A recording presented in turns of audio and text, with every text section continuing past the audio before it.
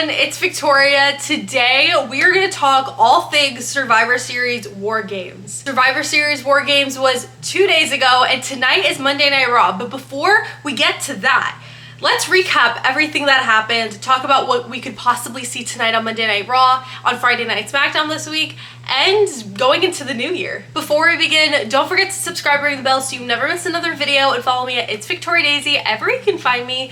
Now let's get into the Survivor Series recap. Alright, I can't go a second longer without talking about the opening match, which was the Women's War Games match. Now this was absolutely phenomenal. Like, they ate down, no crumbs left behind. This was so amazing. Now, we started off with Bayley and Nia Jax, and obviously I've heard a lot of complaints online saying that, you know, the match drags out because of the match's model of how the match doesn't really start until every participant is within the ring. I can understand how it can feel like a drag, but I honestly thought that every single woman did a phenomenal job. I mean, I know it takes a long time for everyone to get in there, but I thought they did a fabulous job. There were some new weapons in there, like a toilet seat. I'm sorry, that was absolutely hysterical, having a toilet seat as a new weapon. It was hysterical, but that was fun to see, and I just thought everyone was super creative. Everyone landed their spots well.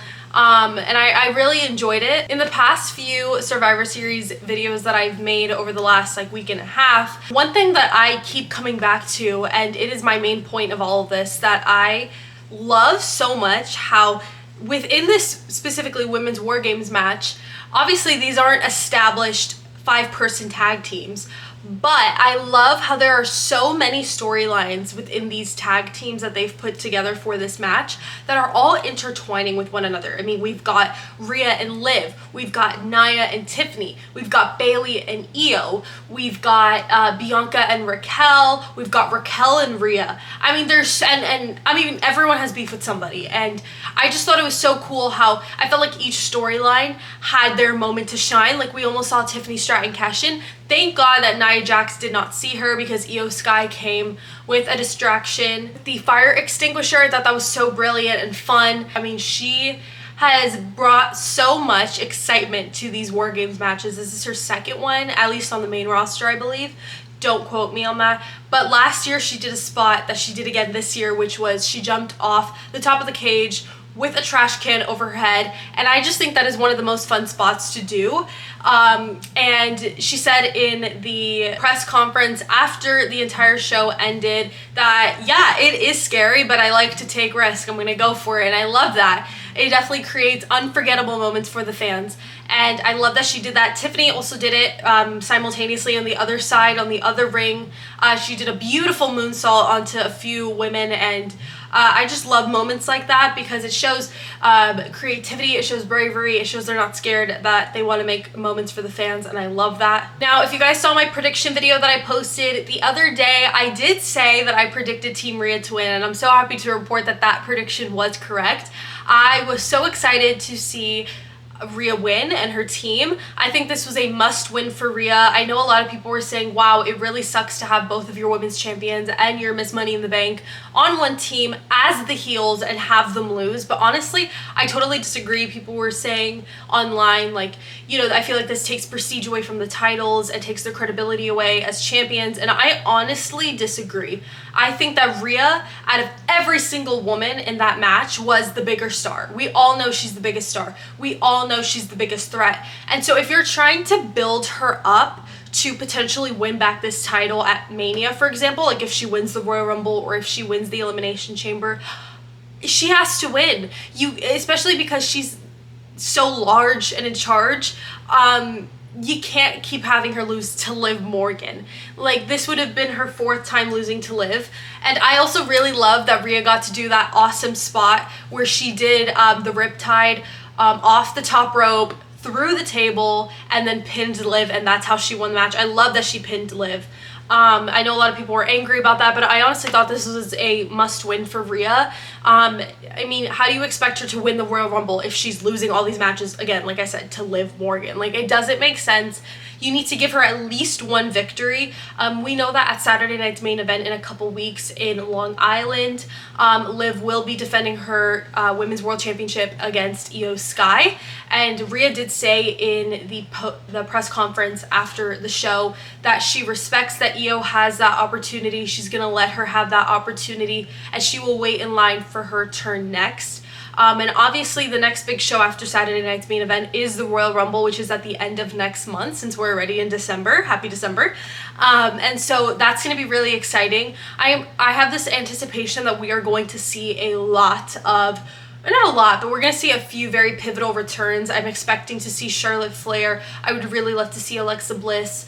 But regardless, you get the idea. I also saw a theory, this is sidetracking, but I digress, that Tiffany Stratton needs to cash in on Nia Jax before the Royal Rumble so that she has a bit of a title reign before WrestleMania, so that she can walk into Mania as champion and face Charlotte Flair. I know that's a match we all want to see, and so I would love to see Charlotte either win the Rumble or the Elimination Chamber. But obviously I think having Rhea win the Rumble would be so amazing, so credible, so beautiful on her resume, because she would be the first ever woman to win 2 Royal Rumbles, and so I think that would be so special, history making for her. But yeah, so I really enjoyed this women's War Games match. I thought it was absolutely phenomenal. Like I said, the spots were insane. It really got the crowd engaged. I know I was glued to my TV screen. I would not leave my couch. I was sat. You guys know I take notes on my computer for these videos. And so I'm just like typing away, looking at the TV, absolutely just amazed by what I was watching. And obviously I've seen so many War Games matches over the years, men's and women's combined, and this was definitely probably one of the best women's War Games matches, if not the best, that I have ever seen in the years that they've been doing them. And so now with Rhea pinning Liv and her team winning War Games, I think this now leaves the question of, where does Rhea and Liv go from here? How do they move forward? Where does the storyline turn? Obviously Liv injuring Rhea earlier this year, which had left her out for a long time, definitely did, I think, change the storyline. I think Rhea was supposed to be champion throughout this entire year, but that obviously didn't happen. And so I think that they definitely probably had to figure that out in the moment.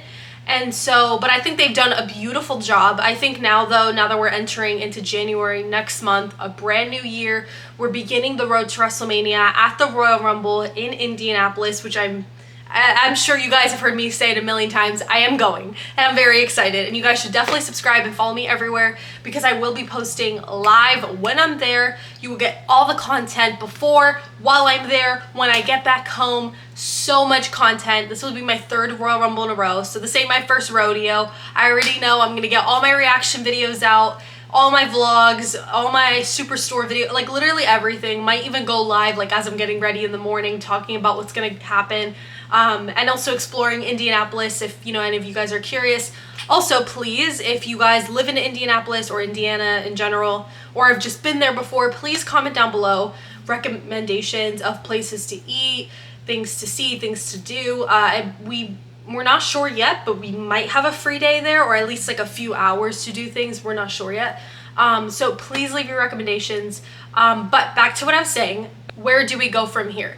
So I obviously think that they're going to drag this match out all the way, like their final match where Rhea wins the title back. I think that's going to happen at WrestleMania. I think that's the only appropriate place at this point to do that match. There's only 3 PLEs in the first half of the year, and there's only 2 before WrestleMania. It's the Rumble and it's the Chamber, and you're obviously not going to have that match at the Chamber, especially if Rhea might be in it. I'm not sure yet which one she'll be winning. I'm pretty certain she'll win one of them, but we only have those 2, and then Mania in April in Vegas. So I'm not, I don't see her winning it on a Raw, on a SmackDown. I don't see her winning it at the Rumble. I think she has to win either the Rumble or the Chamber, like I just said. Honestly, selfishly, because you guys know I'm such a big Rhea fan, I would really love to see this main event, WrestleMania night number 1. I think that would be absolutely insane. We haven't had a women's main event in a very long time for WrestleMania. So I would love to see that. Also, this is just a match that we all want, that we all would pay big bucks to see. I know I would. So I'm very excited. And then as far as what happens after Rhea wins the title, I think we'll cross that bridge when we get there, because I think there's still a lot of unknown even just now, like Saturday night's main event, Monday Night Raw tonight, for example. I hope Rhea comes out, cuts a promo. I know Liv Morgan and Raquel Rodriguez have a match against Damage Control, so I would love to see Rhea interfere or, I don't know, play some role. But at the same time, she is the babyface, so I can't really expect her to do too many heelish things. But yeah, so that's my spiel on the women's War Games matches. Now we're gonna quickly talk about the 3 matches in between both War Games matches. So the first one was LA Knight defending his United States Championship against Shinsuke Nakamura. Now, if you saw my prediction video, I said I would love Shinsuke to win. He just returned 3 weeks ago with this brand new, mysterious, scary gimmick. I don't know exactly what you would call it, but I'm here for it. And I think we've been trying to take him seriously, but we're not really sure, is this the same old Shinsuke, or is this a brand new reinvented version? And I think he solidified that at Survivor Series, that, you know what, this is a new Shinsuke. I'm not here to play, and I'm here to take your title. He's 3 weeks into his return. He already had a title shot at a really big PLE, and he beat LA Knight for that United States Championship. Now, the match quality I don't think was super amazing, especially that being the match right after the Women's War Games match, which I would literally rate a 10 out of 10, maybe like a 9.5. It was definitely harder to watch, but nonetheless, it was still good. It was still fun, lots of storytelling. And now I'm intrigued to see, does LA Knight go after Shinsuke to try and get his title back, have a proper storyline? I'm not sure. Maybe a rematch at the Royal Rumble or a Saturday night's main event. That would be really fun. But again, I'm not like 100% sure, so we'll see on that. And then the second match, Braun Breaker defended his Intercontinental Championship against Sheamus and Ludwig Kaiser. Now, once again, my prediction was right. Sometimes I like when I'm right with these predictions, sometimes I don't, but WWE, can be predictable. Sometimes they can't be. Take it for what it is. And I predicted that Braun would retain. And so, again, the match was good. Nothing crazy happened. I don't know where necessarily we would go from here, because I feel like when a champion retains their title, it's like on to the next thing. And obviously, like, if you were able to beat these 2 men in a triple threat match, like, why do you have to keep continuously going after them? I don't know if they're trying to build a storyline with Sheamus, Ludwig, and Braun Breaker. But we'll see. Maybe this is a bit of a hot take. I'm not fully sure. But the next match to talk about from Survivor Series War Games was Gunther defending his World Heavyweight Championship against Damian Priest. And I'm going to be honest, this match left me angry. I was not happy at all with the outcome of this. I really wanted Damian Priest to win. I think if you're trying to build Damian Priest, I don't know, it's really hard, because it's like, I want Gunther to continue being the ring general, continue being this dominant force within the locker room, but it's really hard to do that when you have somebody as big of a star as Damian Priest. He is the babyface. People want him to win. I wanted him to win. I think that he was robbed. I think that his title reign initially, from starting at WrestleMania when he cashed in his Money in the Bank briefcase, I think it was robbed. I think it was cut way too short. We're in December. He still should have been champion, and the fact that he isn't makes me so angry. And I really thought that this would have been his moment to get it back. The last PLE of the year, moving into a new year as champion again. And I would have loved that, but WWE didn't do that. And so I'm like, okay, what are we going to do?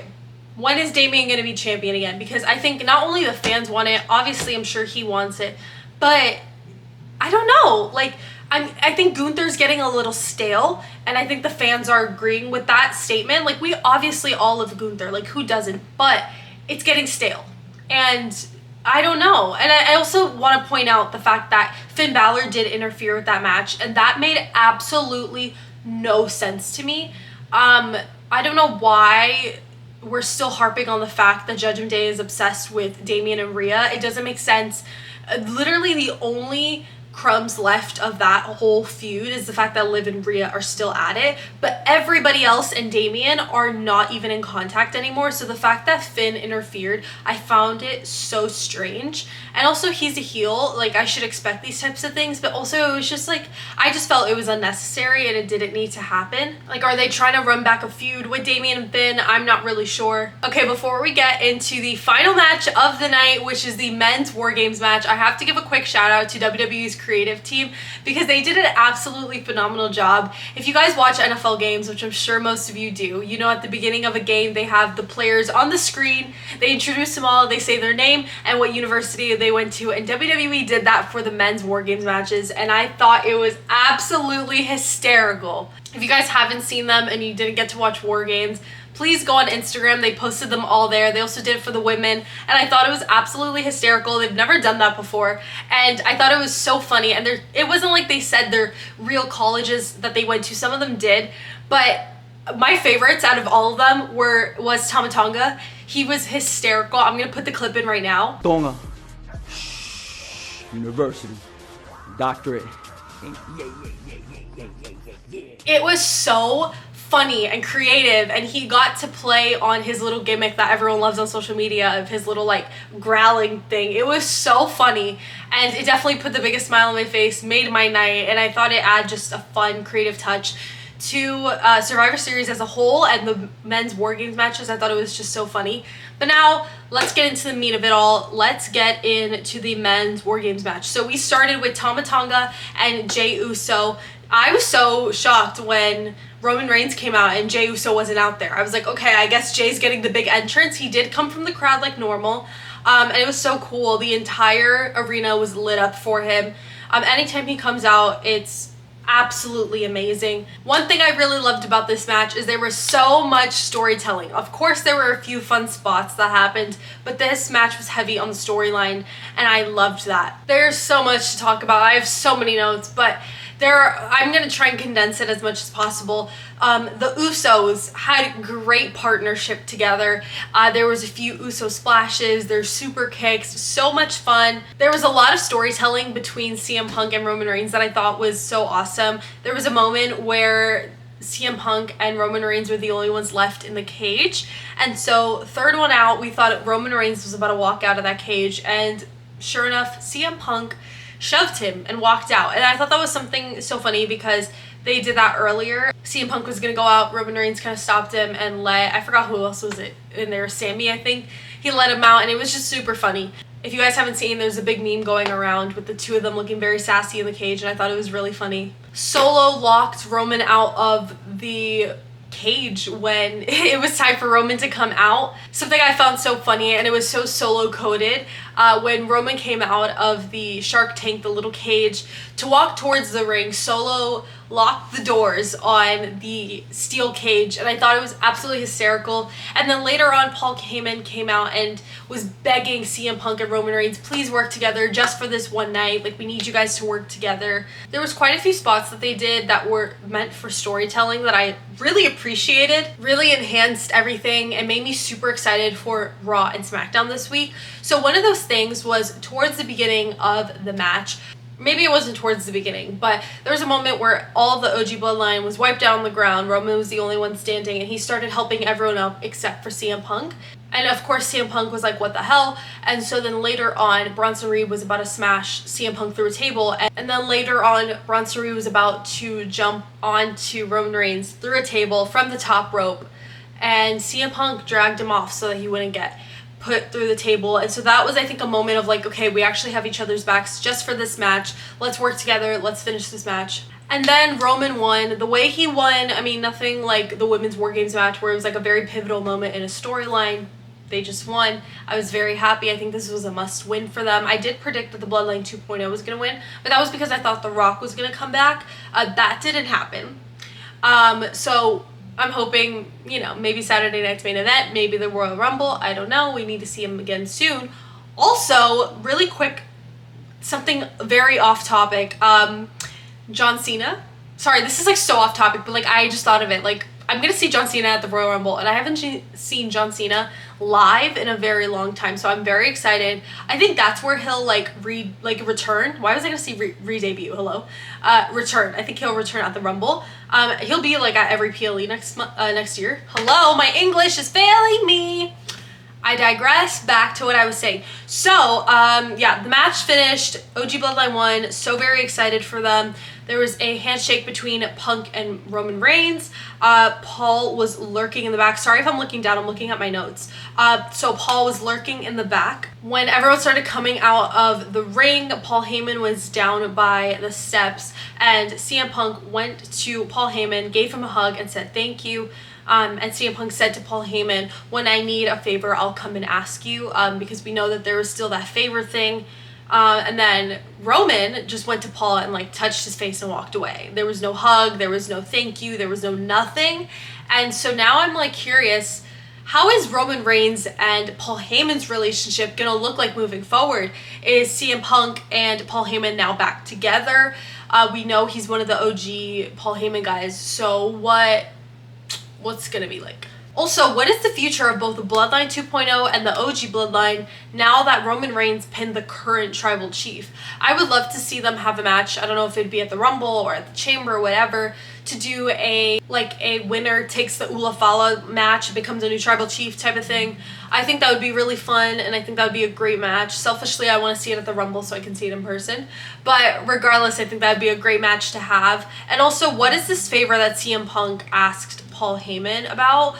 He obviously hasn't told Roman or the OG Bloodline, so I'm curious to see about that as well. I also did mention in it was either my predictions or my discussing War Games video, where I did talk about Paul Heyman and Jimmy Uso winking at each other last week on Friday Night SmackDown. Thought that was really sus. Thought that was really weird. Don't know if that has anything really to do with any of this. Yeah, I was a bit disappointed that we didn't get any returns or huge surprises, especially with what we got last year with the surprise return of CM Punk. I definitely thought we were going to get something big, or at least like a little bit smaller. I don't know what that would have looked like. I don't know if it would have been... I think I was expecting The Rock. I think that's what it was. And I didn't get The Rock, and so I was a little bit disappointed. But regardless, it was a great show. The 2 War Games matches shined the brightest out of the 3 other matches that I felt were definitely pivotal for those storylines a little bit. But a little bit felt like filler matches for me personally. Also was very disappointed we didn't have at least one more women's match on the card, but I hope that that is the last time something like that ever happens again.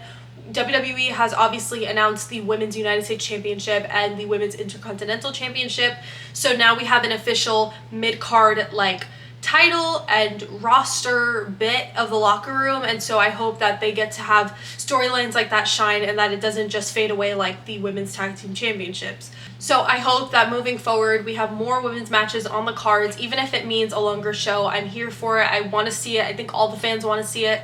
But overall, I think I'd give the show like an 8 out of 10. It was a great show. The War Games matches were absolutely incredible, so pivotal for all the storylines moving forward. And so I'm very intrigued to see, like I said again, what happens tonight on Monday Night Raw, what happens Friday on Friday Night SmackDown, and weeks to come, Saturday night's main event, all the PLEs and all the greatness happening in 2025. I think we're going to be ending 2024 on a great note.